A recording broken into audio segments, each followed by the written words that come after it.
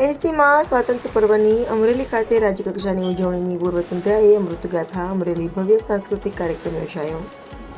200થી વધુ કલાકારોની ઉર્જાવાન અને ભાતીગળ પ્રસ્તુતિએ દર્શકોને મંત્રમુગ્ધ કર્યા. રાજ્યપાલ શ્રી આચાર્ય દેવવ્રતજી અને મુખ્યમંત્રી શ્રી ભૂપેન્દ્ર પટેલની ગરિમામય ઉપસ્થિતિ. મુખ્યમંત્રી શ્રીના હસ્તે અમરેલીના વિકાસને વેગ આપતા ₹403 કરોડથી વધુના 66 વિકાસ પ્રકલ્પોની ભેટ. અમરેલી જિલ્લાના 17 રત્નનું બહુમાન કરાયું.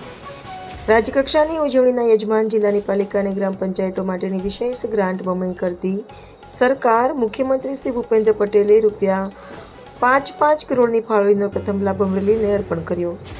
શૌર્ય અને પરોપકારની ભૂમિ અમરેલી જિલ્લો વિકાસના માર્ગે અત્યંત ઝડપભેર આગળ વધી રહ્યો છે. અમરેલી જિલ્લાના લોકોએ દેશ વિદેશમાં નામ રોશન કર્યું છે.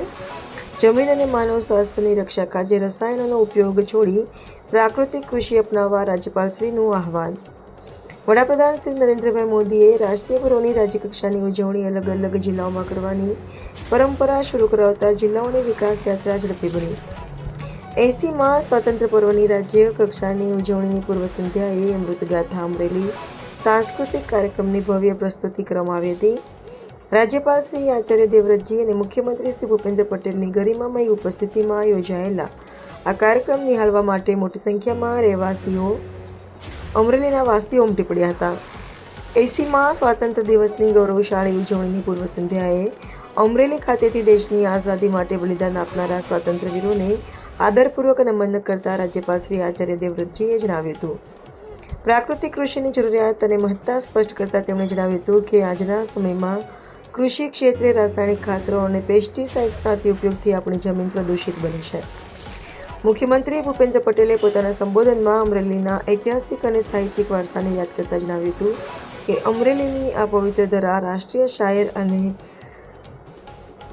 રંગ કંસુબલના કવિ શ્રી ઝવેરચંદ મેઘાણી, શ્રી ભોજા ભગત અને સ્વામિનારાયણ સંપ્રદાયના શ્રી મુક્તાનંદ સ્વામીની કર્મભૂમિ છે.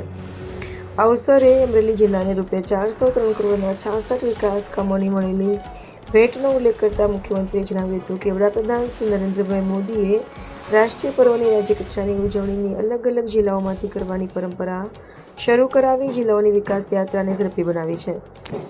જિલ્લાના સર્વાંગી વિકાસની રૂપરેખા આપતા મુખ્યમંત્રીએ જણાવ્યું કે છેવાડાના માનવી સુધી સુવિધાઓ પહોંચાડવાની કટિબદ્ધતાના ભાગરૂપે વડાપ્રધાન શ્રીના માર્ગદર્શનમાં વર્ષ 2016માં આપણે ચાંચ બંદરથી શિયાળબેટ સુધી દરિયાની અંદર 6 કિલોમીટરના મશીન ગ્રેડ કેબલ નાખીને શિયાળબેટના અંધારા ઉલેચ્યા છે. અમરેલી જિલ્લામાં વિકાસ કાર્યોના આગામી આયોજન અંગે વાત કરતા મુખ્યમંત્રીએ જણાવ્યું હતું કે વાહન વ્યવહાર અને પ્રવાસન વિકાસ માટે ₹193 કરોડના ખર્ચે 8 મોટા બ્રિજનું નિર્માણ થઈ રહ્યું છે. મુખ્યમંત્રીએ અમરેલીના વિકાસમાં યોગદાન આપનારા તમામ શ્રેષ્ઠીઓને અભિનંદન પાઠવ્યા હતા. આ કાર્યક્રમમાં રાજ્યપાલ શ્રી આચાર્ય દેવવ્રતજી અને મુખ્યમંત્રી શ્રી ભૂપેન્દ્ર પટેલના હસ્તે જિલ્લા વહીવટીતંત્ર અને જિલ્લા માહિતી કચેરીના સંયુક્ત ઉપક્રમે તૈયાર કરવામાં આવેલા કોફી ટેબલ બુક અને વિકાસ વાટિકા પુસ્તિકાનું વિમોચન કરવામાં આવ્યું હતું. અમરેલી ખાતે આયોજિત ભવ્ય સાંસ્કૃતિક કાર્યક્રમમાં વિવિધ ક્ષેત્રના મૂલ્ય પ્રદાન આપનાર જિલ્લાના પ્રતિષ્ઠિત નાગરિકોનું શાલ અને મોમેન્ટો અર્પણ કરી વિશેષ સન્માન કરવામાં આવ્યું હતું.